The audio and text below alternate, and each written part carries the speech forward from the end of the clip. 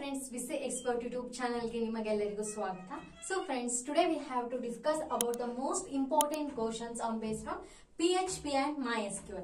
So PHP and MySQL subject ಮೇಲೆ ಯಾವ important questions ಅನ್ನ ಕೇಳಬಹುದು ಅನ್ನೋದರ ಬಗ್ಗೆ ಡಿಸ್ಕಸ್ ಮಾಡೋಣ. ಸೊ ಆಲ್ರೆಡಿ ಏನ್ ಮಾಡಿದ್ದೆ ನಾನು ಆರ್ಟಿಫಿಷಿಯಲ್ ಇಂಟೆಲಿಜೆನ್ಸಿ ಅನ್ನೋ ಕಾನ್ಸೆಪ್ಟ್ ಅನ್ನೋ ಸಬ್ಜೆಕ್ಟ್ ಮೇಲೆ ಏನ್ ಮಾಡಿದೆ ಇಂಪಾರ್ಟೆಂಟ್ ಕ್ವೆಶ್ಚನ್ಸ್ ಅನ್ನ ಡಿಸ್ಕಸ್ ಮಾಡಿದೆ, ರೈಟ್? ಸೊ ಇವತ್ತಂತೂ ನಿಮ್ದು ಅದು ಕ್ವೆಶ್ಚನ್. ಸೊ ಫ್ರೆಂಡ್ಸ್, ಆಲ್ರೆಡಿ ನಾನು ಏನ್ ಮಾಡಿದ್ದೆ ಆರ್ಟಿಫಿಷಿಯಲ್ ಇಂಟೆಲಿಜೆನ್ಸಿ ಅನ್ನೋ ಸಬ್ಜೆಕ್ಟ್ ಮೇಲೆ ಇಂಪಾರ್ಟೆಂಟ್ ಕ್ವೆಶ್ಚನ್ಸ್ ಅನ್ನ ಡಿಸ್ಕಸ್ ಮಾಡಿದ್ದೆ. ಸೊ ಇವತ್ತು ನಿಮ್ದು ಏನಾಯ್ತು, ಅದು ಎಕ್ಸಾಮು ಮುಗೀತು. ಸೊ ಎಲ್ಲಾರ ಎಕ್ಸಾಮ್ ಚಲೋ ಮಾಡಿರ್ತೀರ ಅನ್ಕೊಂತೀನಿ. ನೆಕ್ಸ್ಟ್ ಹಾಗೆ ಬರುವಂತಹ ಎಕ್ಸಾಮ್ಗೂ all the best.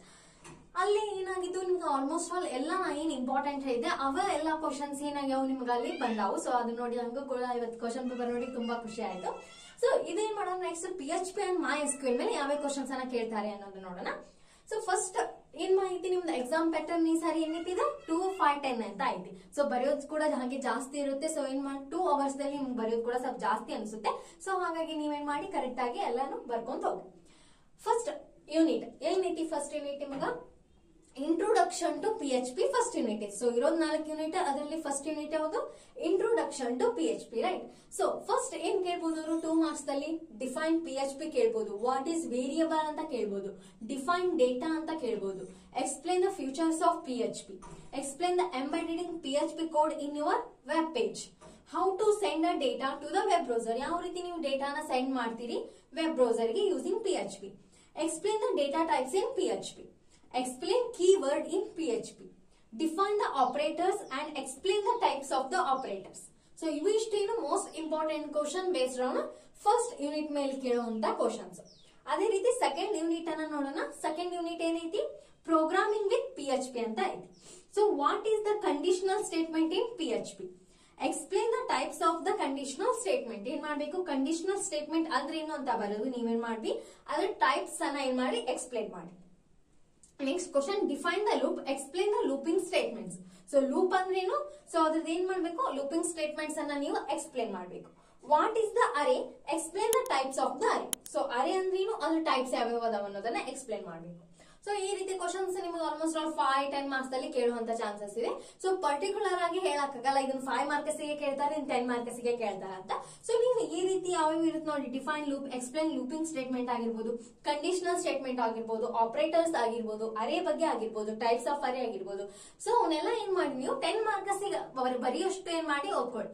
So in case ಅವ್ರು 5 ಮಾರ್ಕ್ಸ್ಗೆ ಕೇಳಿದ್ರೆ 10 ಮಾರ್ಕ್ಸ್ ಇಂದ ಏನ್ ಮಾಡ್ಬೋದು, ರೆಡ್ಯೂಸ್ ಆಗಿ ಬರಿಬಹುದು. ಸೊ ಅದೇ 5 ಮಾರ್ಕ್ಸ್ ಇಂದ 10 ಮಾರ್ಕ್ಸ್ಗೆ ಕನ್ವರ್ಟ್ ಮಾಡಕ್ಕೆ ಸ್ವಲ್ಪ ಡಿಫಿಕಲ್ಟ್ ಆಗುತ್ತೆ. ಸೊ ಅದೇ 10 ಮಾರ್ಕ್ಸ್ ಇಂದ 5 ಮಾರ್ಕ್ಸ್ ಈಸಿಯಾಗಿ ನೀವೇನ್ ಮಾಡ್ಬೋದು, ಬರಿಬಹುದು. ಸೊ ಹಾಗೆ ಯಾವುದೇ ಆನ್ಸರ್ ಓದಿದ್ರು ಕೂಡ ಏನ್ ಮಾಡಿ 10 ಮಾರ್ಕ್ಸ್ಗೂ ಅದೇನಾಗಬೇಕು, ಅಪ್ಲೈ ಆಗಬೇಕು. ಆ ರೀತಿ ಆನ್ಸರ್ಸ್ ಅನ್ನ ಓದ್ಕೊಳ್ಳಿ.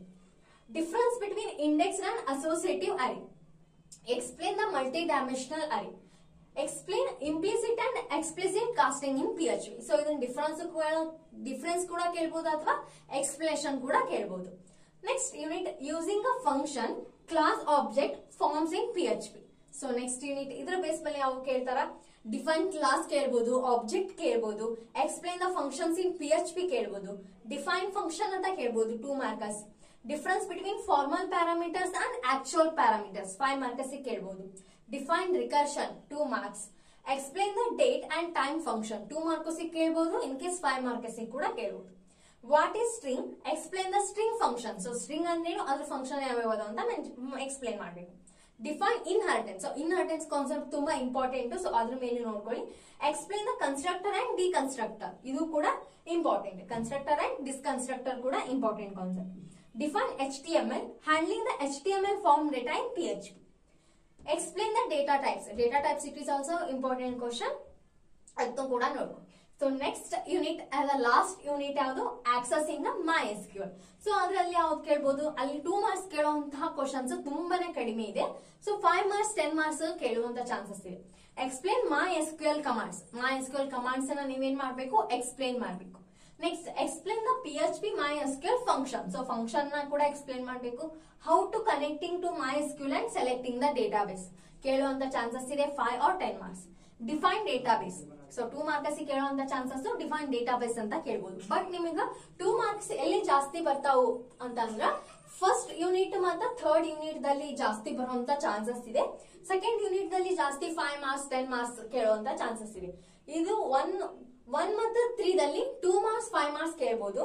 ಮತ್ತೆ 2 ಮತ್ತು 4 ದಲ್ಲಿ ಅಲ್ಲಿ ಕೂಡ 5-10 ಮಾರ್ಕ್ಸ್ ಕೇಳುವಂತ ಚಾನ್ಸಸ್ ಇದೆ. 2 ಮಾರ್ಕ್ಸ್ ಅಷ್ಟು ಬರಲ್ಲ, ಅದ್ರ ಬಟ್ 1-2 ಅಂದ್ರೆ ಏನ್ ಮಾಡಿರ್ತಾರೆ ಅವ್ರು ನಿಮಗ ಕೊಟ್ಟಿರ್ತಾರೆ. ಸೊ ಈ ವಿಡಿಯೋ ನಿಮ್ಗೆ ಹೆಲ್ಪ್ಫುಲ್ ಅನ್ಸುತ್ತೆ, ಖಂಡಿತವಾಗಿ ನಿಮ್ ಫ್ರೆಂಡ್ಸ್ ಕೂಡ ಶೇರ್ ಮಾಡಿ. Like, share, subscribe to BCA Expert channel.